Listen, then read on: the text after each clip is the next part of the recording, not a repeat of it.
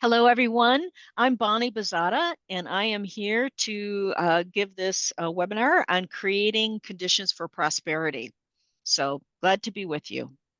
I wanted to start with this slide because this is the FSG concept of systems change that really integrates the Water Center's thinking tools about systems thinking. Um, and uh, and it's been a real touchstone for me as well. So I'll be referring back to this and also integrating in some of the Water Center's thinking tools when it feels like it's a fit for that part of the conversation.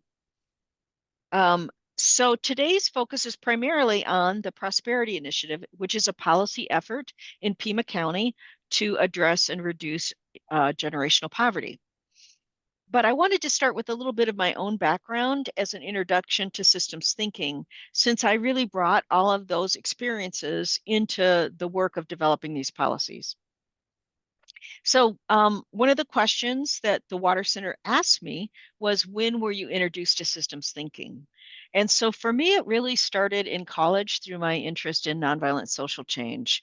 And I received a Watson Fellowship to experientially study Gandhian nonviolence in India with the question of what is transferable over time, over place? How can nonviolent social change happen in different contexts in different countries?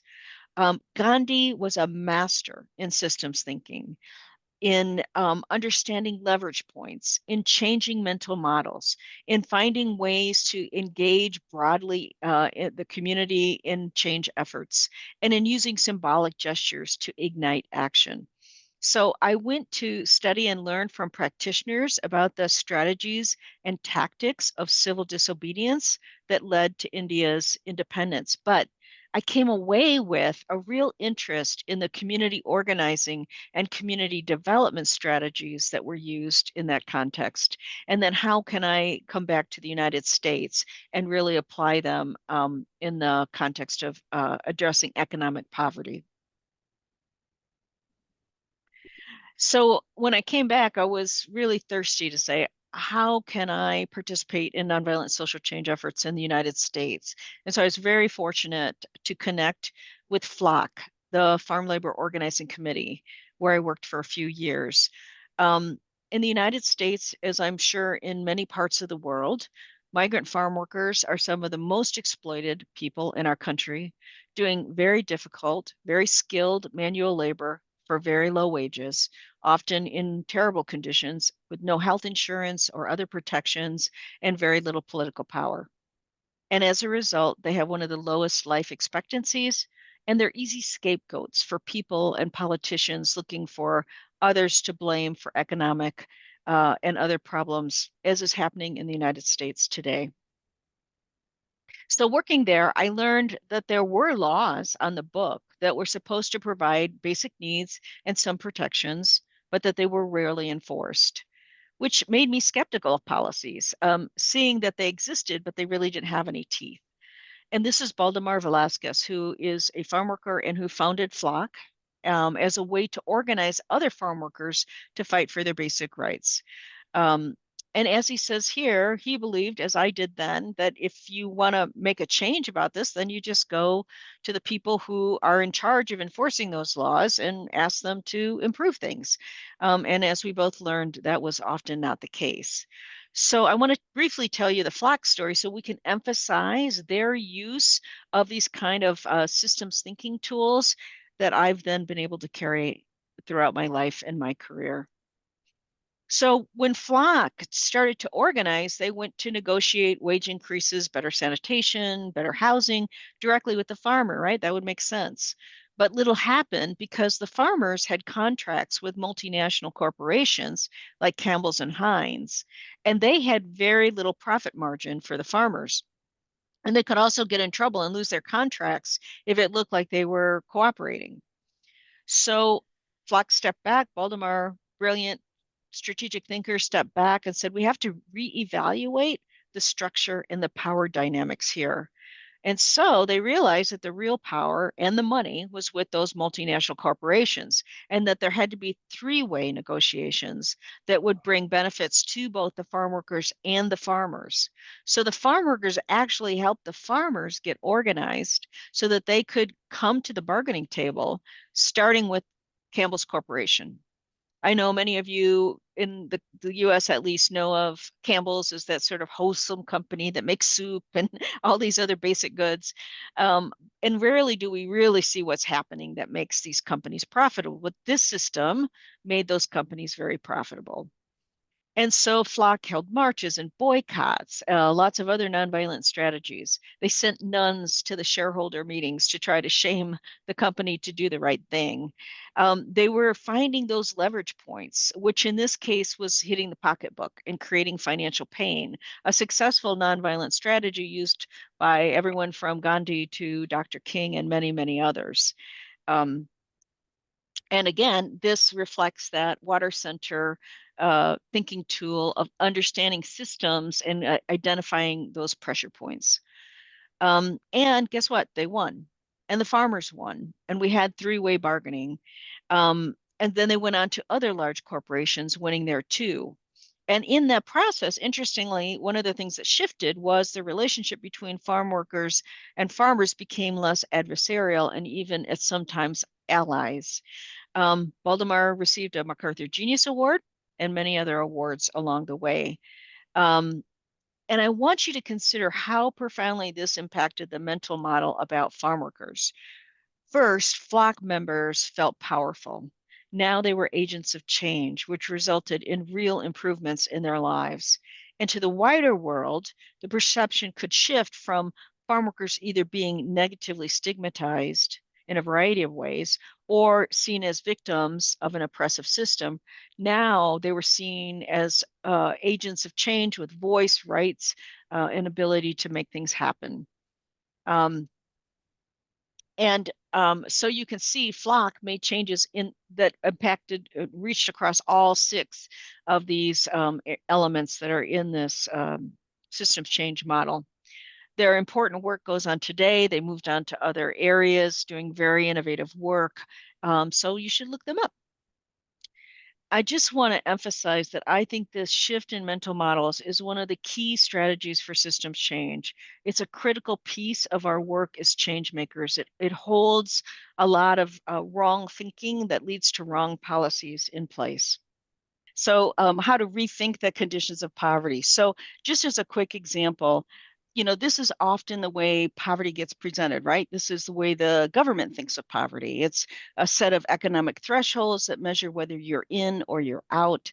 But it's very flawed for many reasons. It's an old model based on a formula that no longer makes sense. And it's also a very low threshold that masks the number of families that are struggling to meet basic needs. And it doesn't describe the conditions and the elements of poverty. So I like to think of poverty as a complex set of factors. Some are historical, like racism. Some are geographic, like living in an area with low wage jobs and a lack of affordable housing, two issues we have here in Pima County. Some are personal, like a disability or experiencing early abuse as a child. Many are the result of policies that create these disparities and continue these disparities generationally. So these factors are dynamic, they're cumulative. The more factors you have, often the more difficult it is to get out of poverty. And they're so uh, powerful that they really dictate environment, right? Where you live and go to school, where and who you worship with, what you do for a living, how healthy you are, even how long you live. The Robert Woods Johnson Foundation says your life expectancy is dictated more by your zip code than your genetic code in the United States. And interestingly, Harvard and Brown universities came up with research that found five factors that are associated with economic success and upward mobility. The first two factors are the lack of racial and economic segregation. And we know in the United States, we live very economically and racially segregated lives. And lower levels of income inequality. And again, increasingly in our country, we have a growing rate of income inequality. Okay, so now onto the Prosperity Initiative. That's the context. Those are some of the ways I learned my systems thinking and saw it applied very powerfully in the world. So the Prosperity Initiative started with a presentation I gave to the Tucson City Council, right? Tucson's our large city here in Pima County, that was about coming out of the pandemic and the challenges we should really be thinking about that we were facing for low income families because they were the hardest hit by COVID and by the economic consequences of the pandemic. And so, long story short, this turned into a city county policy effort. And I don't know if my colleague Nicole Fife is on the call, but I just want to shout out to her because she was really a critical partner for me in making this a success, and also many other people on the call who joined and helped us think this through. And so I hadn't done any direct policy development work before. And so one of the first things I heard was policy can be your North Star, or it can be where good ideas go to die. So obviously, I was determined to make this our North Star. But I had concerns because I had all these examples where policy and laws from the past just really didn't have any implementation or political will behind them. And one of the compelling reasons for this effort is that Tucson and Pima County has historically high rates of poverty. This chart compares us to 11 other Western cities, and as you can see, we are at 10th. And we know that poverty in our community and probably in yours, if anyone's outside of Pima County here, is not equally distributed by geography, nor is it equally distributed by race and ethnicity. We know communities of color are hardest hit by poverty. We have a long and deep history of racism in this country that shows up in these 2025 poverty levels. Policy has a lot to do with that. And so our task became to develop a set of evidence-based policies that could address intergenerational poverty, both in the short and long term, particularly the long term, and could be adopted by local governments. So the idea was to get more upstream, right? So researchers say there are 4 ways to address poverty. You can prevent it, you can alleviate suffering, you can aid the transition. So that might be, workforce development programs and housing vouchers and things like that. Um, good education programs, decent healthcare, and you can address structures in the community like affordable housing. So I'm going to ask you to think about your community. And if you were to aggregate all the efforts to reduce poverty, government, nonprofit, the faith community, all of it, which of these 4 strategies would you say your community invests the most in? Prevention, number 1, alleviating suffering, number 2, aiding the transition, number 3, number 4, addressing those big structures. And I'm going to give you a minute, and Sherry's going to start shouting out what she sees. Alleviating suffering. Definitely that one. To do alleviating suffering, great, but it doesn't fix it long term. Alleviating suffering and then prevention. But alleviating definitely strong number 1. Great. And I would agree with you. And every time I've done this presentation, that's generally the consensus. And for all the right reasons, right? We don't want people to suffer. We don't want people to go hungry. We don't want kids not to have diapers. And also, many organizations have a small toolbox. So maybe a church can provide food boxes, but they can't, fix affordable housing. And so the safety net's very important, but I think you'd agree with me, it is rarely enough to get someone out of poverty. And it can tend to then perpetuate this mental model that, people in poverty just are incapable in some way of addressing their own situation, and becomes a negative cycle. And so the goal of prosperity was to do the other three things, not to deal with alleviating suffering. Again, not that that's not important, but to focus on the other three. And so we started with a working group. We wanted it to be regional. And so we invited all the governments in our community to the table, including our two tribal nations, the Tohono and the Pasquayaki. And I'd really like to give a shout out to the Tucson Indian Center who came to the table and with their strong participation and input really helped us out. And we knew we had to look for a policy that fit our toolbox, right? A lot of poverty reduction policy is written at the state and the federal level. So we had to identify the things where we could make a difference. And we were encouraged by the work that was coming out of Harvard's Opportunity Insights that confirmed that there was much we could do at the local level. But it had to be place-based interventions, not about fixing and focusing on individuals, right? And so this is my economic superhero. This is Raj Chetty, whose work launched the Opportunity Insights that did some really interesting work, starting with big data, 20 million people, which included children born between 1978 and 1983, and started to look at all kinds of ways you could link information and outcomes to give us some real insights. And so we developed these 11 guiding principles, and you'll see that several of these marry up with the water-centered thinking tools, including at the last one you see there about considering unintended consequences. Addressing and mitigating historic systemic inequities was very important to me and all the people on the team, as well as impacting urban and rural areas. So we really, as we develop the policies, we really put them all through this lens. And so in the end, we were looking for causal, very high bar, causal evidence-based research that could show first one of these four economic indicators, right? So could this policy increase a parent's income or increase the child's income as adults? Could it decrease household expenses? Could it create opportunities to increase and protect other assets like education or home ownership? And then we looked for secondary critical impacts. Could it improve educational attainment of parent or child? Could it improve the health of parent or child? Then we looked for things like could it reduce crime? We're going to talk for just a minute, but we're going to touch on the neighborhood piece of this. And is there actually a return on investment? A lot of times researcher that's deep enough will be able to show return on investment.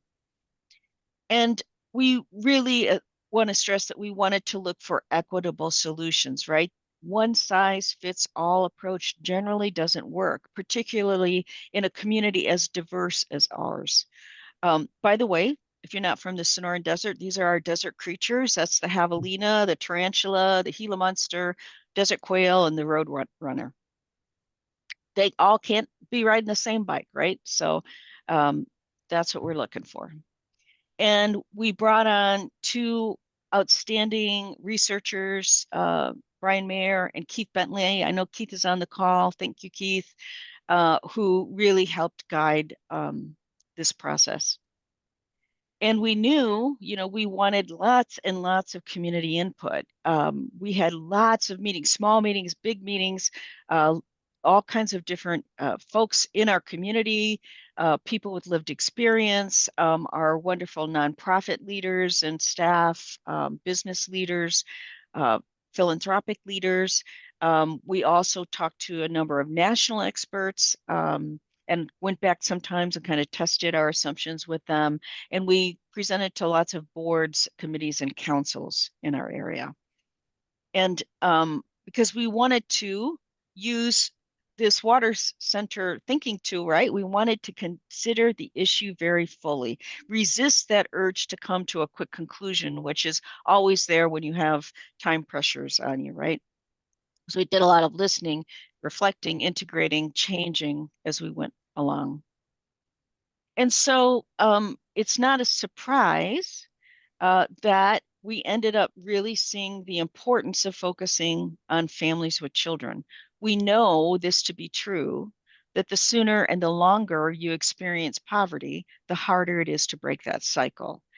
And so that became a focus. And it also, we used the National Association of, it's NASM, Medicine, and Engineering, that was sort of doing a parallel research on reducing intergenerational poverty, and found it was really um, confirming to found that we aligned on a lot of things. Again, they emphasized families with children. They also highlighted that Black and Native American children have much lower rates of upward mobility, higher rates of downward mobility, and are more likely to grow up in high poverty neighborhoods. So investing in children gives us the strongest return on investment. And one of the things that came out through the research, Harvard's Opportunity Insight research, is something I think we all sort of know intuitively, that neighborhoods have a very strong impact, positively or negatively, on the kids who grow up there. And so we know that kids growing up in high poverty neighborhoods have negative long-term outcomes, right? There's something about the environment, not the individual, that drives these outcomes. So we ended up with 13 policies in these areas, and three what we end up calling cross policy strategies. And I'm not going to review all 13 of those, and just give you a look into that in the area of education. But again, I just want to give a shout out to all the people on this call from the Tucson area that helped. For example, Jenny Grable is on this call, and she helped us develop a cross policy strategy about the importance of a two-generation approach, right? Approaches that recognize both the parent and the child and that sort of family dynamic. And so on education, we had two policies. And, also remember that city and county usually aren't in the education lane per se. But again, looking for the evidence, these two policies really stood out. And the first one is probably a no-brainer to everybody, right? Investing in quality early childhood care and education has significant returns over the long run. And it also has that two-generation impact because it benefits the child, obviously, but it also benefits that parent who now can get into a education job training program or take and keep a job because their kid is in good childcare. Um, the second policy on the other end is the other end of the education timeline, which is to increase pathways to post-secondary education. But in this instance, we focused on children's savings accounts. And here's why. Children's savings accounts are designed to engage children and families early in life, instilling the message that a post-secondary education option is available to you. So remember, we looked at the economic impact, and we know college educated students gain higher paying jobs. So look at that last data point, that even for low income families, investing less than $500 means that your student, your child, that student is 3 times more likely to enroll and 4 times more likely to complete college than children of equivalent backgrounds with no savings, right? Wow. Oh, So this shows up as a water center's thinking tool, right? College often feels out of reach for low income families, and the daily struggle just to make ends meet means families get pushed into that short term thinking. But CSAs start to help families think about the long term possibilities for their kid. And so while the financial investment matters, I think what the research shows is that the most important element is the shift in thinking that post secondary education is viable for the family. And so we then examined all 13 policies and to see how many of them hit one of those 8 indicators I shared with you earlier. And so you can see we had a very high correlation across these policies. So these policies shouldn't just do one thing. They could have potentially several outcomes. And so we also know that bundling policies, as this description from the NASEM group says, offers a formidable advantage over just an individual program approach.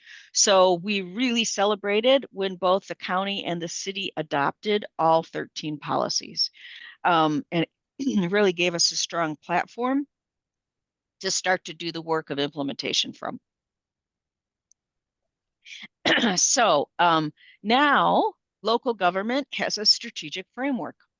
We have a guide to how we can make decisions across departments and time, how we can align and coordinate our resources. I don't think it'll surprise anyone that, government is often siloed. We have great things happening in departments, but cross-departmental work is often harder to do. So now we had a way to kind of align that. We could look for those grant opportunities. And take advantage of those and be more competitive, and then kind of figure out what we're doing well and sort of where we're missing, where we have gaps. And we knew one of the next important things to do was to figure out how do we measure this? What's our baseline? What are we going to pay attention to? And we were very fortunate to be accepted into the Urban Institute. It's a national organization that has fantastic tools about economic mobility. And so we were able to join their Mobility Action Learning Network along with 26 other cities and counties. So we had this wonderful year of getting their expertise, but also learning from our colleagues across other parts of the United States. And they just, if anyone's issued, they completed their sort of case study for Pima County, and we could certainly make that available. And I'm no longer running the Prosperity Initiative. My colleague, Helen Schaefer, has that role. She's a researcher, and she really has wonderful expertise and is driving this ahead. Um, and then the other thing is that I knew from my experience in the nonprofit world, community organizing and community development, that we can't leave this to government alone, right? Government does some wonderful things, but we also have our weaknesses. And where we needed the community, which, it was great to hear this wonderful interest and feedback from the community. I didn't want it to be a place where good ideas go to die, right? We needed to find a way to engage. And so I so got together with some wonderful colleagues in the community. Many are on this call. Sherry Marlin, at our wonderful director here at Water Center, Jenny Grayball, Liz Cozy, Brooke Gillum, and Liz Rabago. We all sat down together and said, how can we put something together that allows engagement across other sectors, from nonprofit, business, faith community, philanthropy, to really roll up our sleeves and say, now, how do we implement this thing? And how do we not keep it, I often have the allure of going back to sort of programs, but how do we really keep it at that sort of policy and larger intervention level?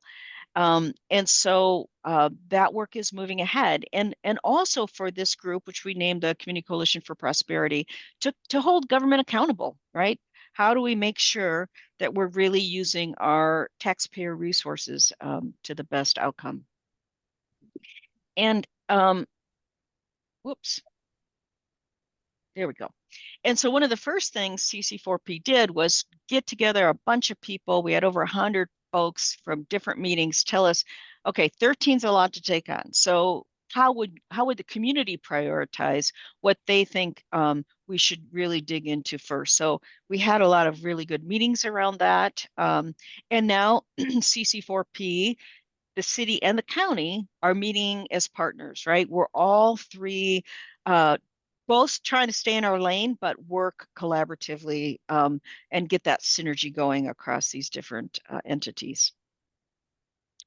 So before you move off that Yeah, slide, I want to, sure.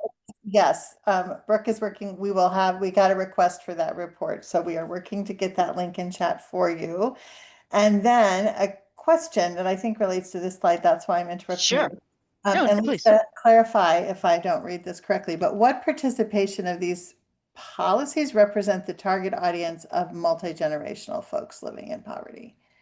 Yeah, that's a great question. It not enough. I can certainly say that, not enough. And it's why I think there was more investment in that in the beginning as we were developing the policies, probably a little bit less in this post section, but it's one of the top priorities of CC4P is forming a council of people with lived experience to keep informing and bringing in their leadership throughout this process.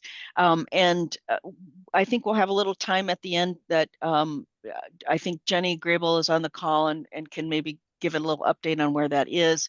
CC4P is trying to figure out how to to get funded, how to kind of get its organizational legs and structure under it. But a lot of people are invested in it and putting good time into it. So um, Social Venture Partners is one of the organizational partners. They have a parent council from a program they worked before. Alyssa Norris is on this call. She's a student at the U of A who helped us do research across all any organization we could find in Pima County that has sort of a lived experience council.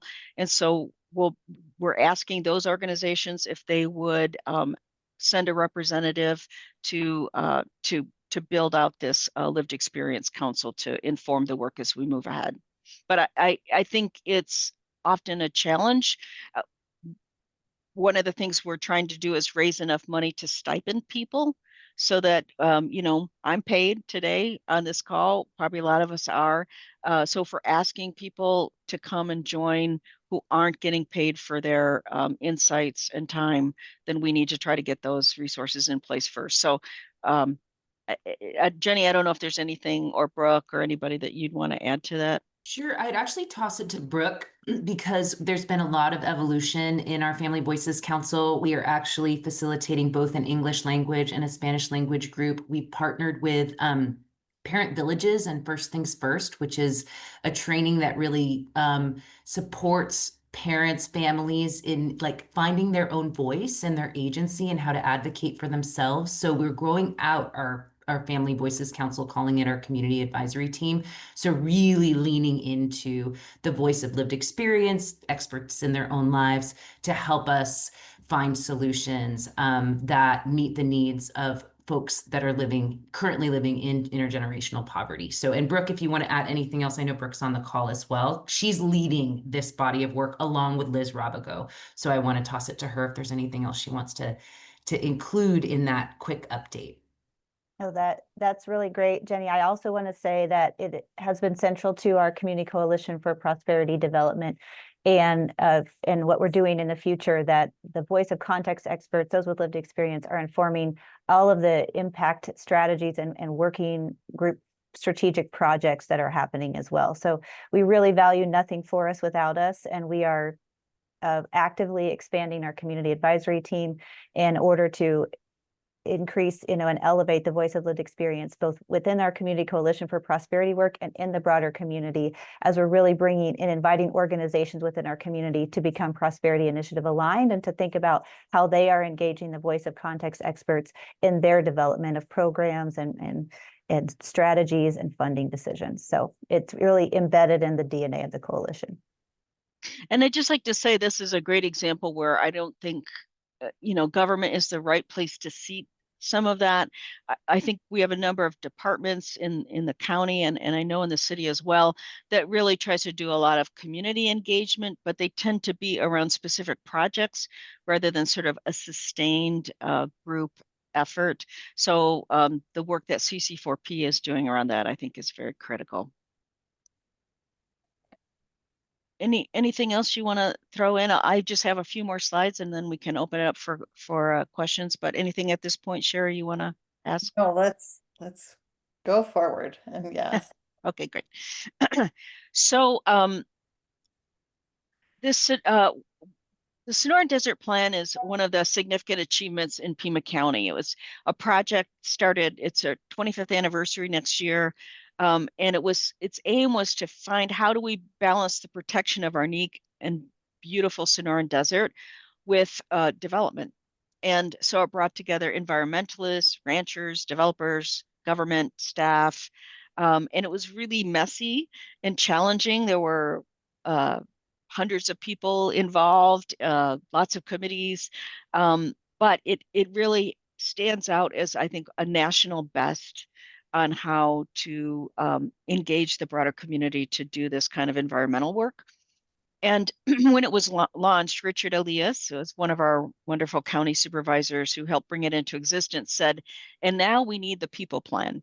And so one of the things I heard a lot as we were developing the Prosperity Initiative is like, this is or could be our people plan if we're successful. So I feel like we're all standing on the shoulders of people who've done really good work for us in the physical environment, and now we are addressing the human environment. And my work now is as a senior aide to Supervisor Jen Allen. There are 5 county supervisors who set policy, budget, strategic direction. And Jen has a very deep commitment to environmental and economic justice, Native American immigrant rights, equitable use of resources, and a long history of grassroots participation. So I feel really fortunate to be on her team. District 3 covers 70% of Pima County. Pima County is a huge county, bigger than some, I think Connecticut it is. And we have urban neighborhoods, we have rural communities, we have the Tohono O'odham Nation, we go all the way to the Mexican border. And so it's really a wonderful place to be. And Supervisor Allen is a huge proponent of the Prosperity Initiative. So now I have an opportunity to support her in her efforts to really make this a living document to impact not just internally our government, which are some really good things happening there, but really how does it affect and impact out into the broader community? And again, we have this tripartite group of city, county, and CC4P that meets regularly and is pushing this work ahead. And so, we call this cathedral thinking, right? It's easy for us all to get into short-term thinking, but this is saying we are committed to an investment that will be needed for generations in order to make a difference. And so the people who invested their time and creativity into building a cathedral knew that it would be longer than their lifetime, but they still made that investment. And so that's what we're really hoping the Prosperity Initiative will be for our community, and hopefully inspire other communities to make the same kind of investments. So with that, I'd like to open it up for questions, and there's my contact information. I'm always happy to follow up with anybody. And again, we have other experts on this call who were very involved. You've heard from a few, and haven't looked through all the people here, but I know that Keith Bentley is on the call. He's one of the U of A researchers, and he's been very involved in the affordable housing effort that the city and county have been making. So Sherry, are there any Oh, There are Helen's on the call. Helen Schaefer, who's now the Prosperity Initiative Manager too. So Okay, sure, Could- Liz, we can drop Could, those documents in could the we chat. go back? Bonnie, this is Allison. Just a quick question. Could you go back a couple slides to the chart that listed the policies by some of the people who, yeah. that one? Could you just re-explain what that chart means? Because it's not that any one of these named that's the only thing they do, right? Do you mean they? Who's No, the what they? is it? Skip that, skip that. That's not clear. Okay. What does this chart represent to you? It was a compilation. We had a series of meetings with different, led by different organizations that, had nonprofit people, business people, community members involved. And so we asked them to prioritize of these 13 policies, what would they, how would they score that? And that's basically, there was a 1 and a 2 to prioritize. It's really hard to do, right? But it was just a way for us, as you can see here, housing stability, no surprise, comes up, and there is a lot of work happening in that area.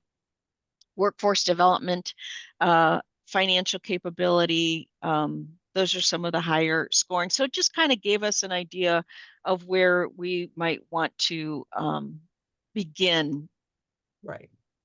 So implementation. like for example, the action teams or the action groups from CC4P, it shows up because those were the priorities that were selected overall by that group. So yeah. Okay. Thanks. Thank you. Yeah, you're very welcome. Thanks, Allison. Bonnie, could I jump in and answer a question in the chat here? Yeah, please, Brooke. Which is there a potential next steps or timeline for the policies or working groups? So I do want to say that across all three entities, the city, the county, and the coalition, groups are being set up. The policies have been bucketed by the three entities sort of collectively into education, housing, health, and workforce. And so we have each, the CC4P has a working group for each of those four. The city is in the process of developing their groups as well as the city and the county, all three. And we really intend to work collectively and collaboratively and in communication across those groups. Some of those groups might be working together. Some of those groups might be working interdependently or even independently, depending on what their focus area is or what is in each of those entities sort of focus or toolbox. But the policies are, this next step is very much a part of what is happening, and discussion of what's happening around them is at each entity and between the three entities collectively as well. And I invite Jenny or Helen or Lena is from the city is on this call to jump on in and add to that response as well. I can speak from the city side. At the city, we are currently doing department workshops with each department to figure out what priorities and practices are currently already aligned with the Prosperity Initiative and where we can tweak or move things to make things more aligned or future visions, as well as a city work group coming up with an action plan. So for the city over the next 2 to 5 years of what our priorities will be and kind of how we will be implementing Prosperity Initiative citywide. And just like Brooke said, we've been working closely with the county group and coalition group, making sure that we can collaborate when possible and making sure we're supporting each other in any way we can. And Lena, if you want to jump in and answer the question on indicators as well. Yes. We are currently also working collaboratively with the county and the coalition on creating a indicator dashboard. I can't find the specific question, but I'll just say that we're trying to have a draft of that dashboard that would be owned by the city, county, and coalition early next year. And so there'll be, I think there's like 2 to 3 indicators per policy, as well as some overall indicators like poverty rate, just tracking our implementation and our efforts if we're making an impact. And I know on the city side, we'll also be tracking metrics from each department that are related to each policy or different policies that we're focusing on, and also tracking that implementation effort and our impact within our city departments. And I think the county is doing that as well.